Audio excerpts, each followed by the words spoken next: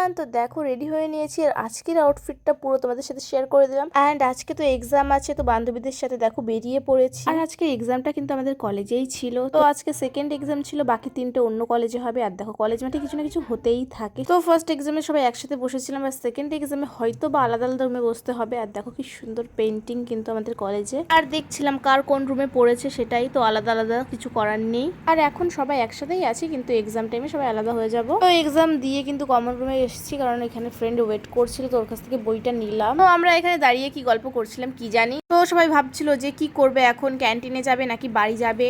তো যাই হোক, দেখি কি করা যায়। আর এখানে কিন্তু আমরা ফটো তোলার জন্য দাঁড়িয়েছিলাম, আর মারামারি বেঁধে গেছে। যাই হোক, দুদিন পরেই যেহেতু হোলি, তার জন্যই দেখো একটা দোকানে এসেছি, মানে শাড়ির দোকান, বান্ধবীরা দেখছিল। তারপর আমরা টোটোতে উঠে পড়ি বাড়ি যাওয়ার জন্য। আর এখানে দেখো কি হয়েছে, মানে খুব রোদ লাগছিল, তো আমার ওই বান্ধবীটা বলছিল ওই পর্দাটা টেনে দে।